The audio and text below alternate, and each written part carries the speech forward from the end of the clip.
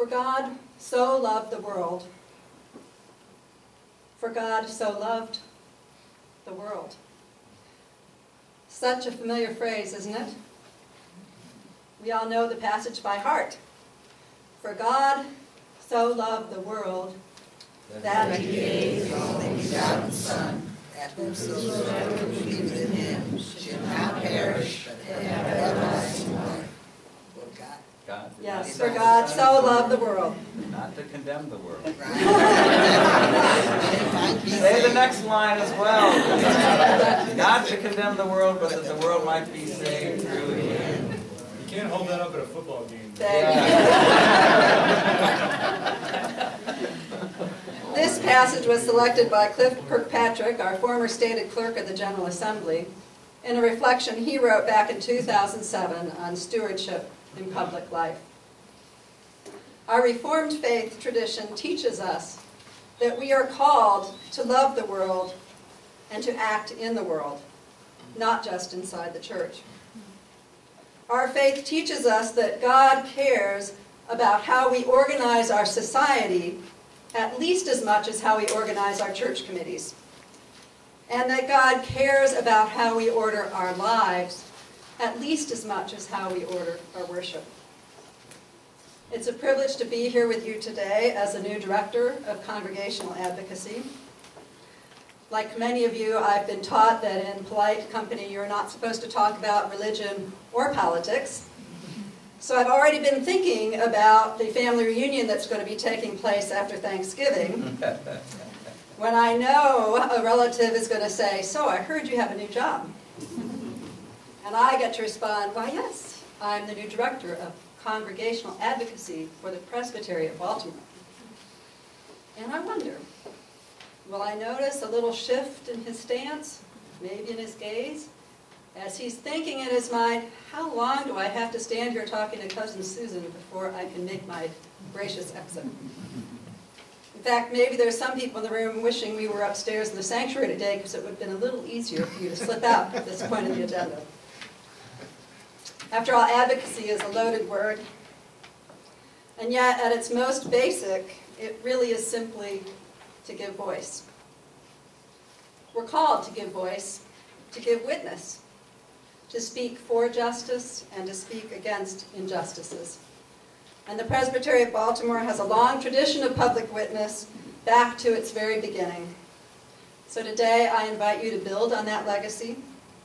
I know it's not always easy. In fact, it's often quite uncomfortable, believe me, I know. So does it matter if we as a church speak out on matters of social justice? Our public discourse is increasingly defined by money and media. Although this is nothing new, this past election cycle confirms that money not only speaks, it shouts. Issues are shaped by 30-second sound bites, and the debate has become more polarized and more vicious. People are vilified for their differences of opinions. The PCUSA Office on Public Witness is about to launch the Respectful Dialogue Initiative. This is in response to Presbyterians across the United States who've expressed their concern about the harsh negativity of political debates and the desire to be able to enter into honest and open sharing about the social and economic questions of our time. The church can provide leadership in our communities and be a model for safe and open dialogues, maybe even arguments, to become informed citizens ourselves and to help our neighbors. If we as a nation want to find common ground, we need to stop attacking each other and be able to see the humanity in each one of us. Who better than the faith community to do this? As people of faith, we share a concern for the whole society. We are willing to speak out on behalf of others, not just ourselves. We're not a short-term coalition organized around the issue of the week. As Presbyterians, we come together for a larger purpose, to worship and glorify God. As apostles of reconciliation, as we're reminded by our Presbytery mission statement, we know that our work for justice is a lifelong endeavor. So we can commit to long-term efforts of engaging people in dialogue and education. Our deep and enduring love for the community and our world can sustain us to work towards systemic change. As a church, we also need to speak for justice because we need to be reminded that it is part of who we are as followers of Jesus Christ.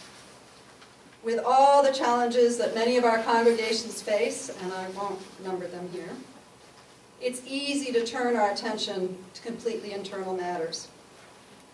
And yet, God so loved the world. The world.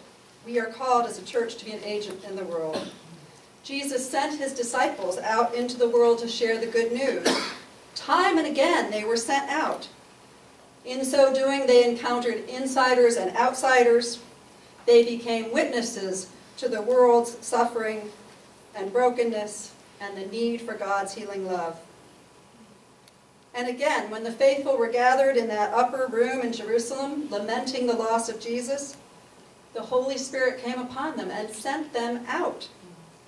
And in their going out, they encountered people from all walks of life.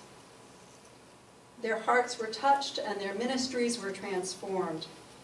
You see, their sharing of the good news wasn't a one-way conversation.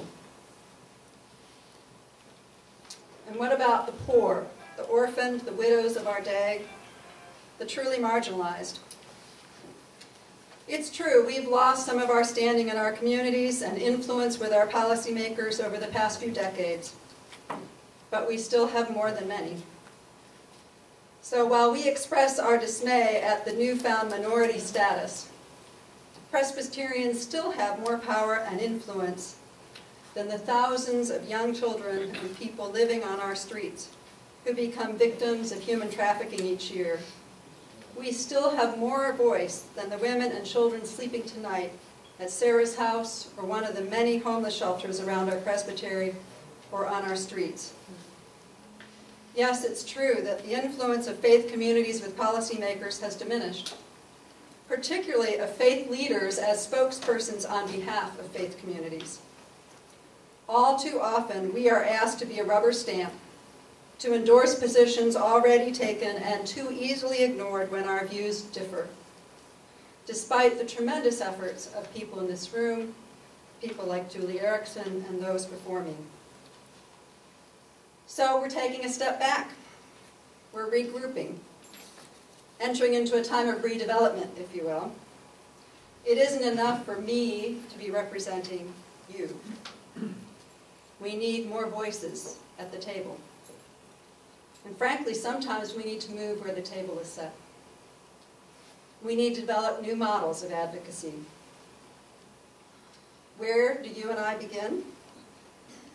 For the next several months, it means a time of listening and dialoguing to lay the ground for a new model focused on supporting and equipping you.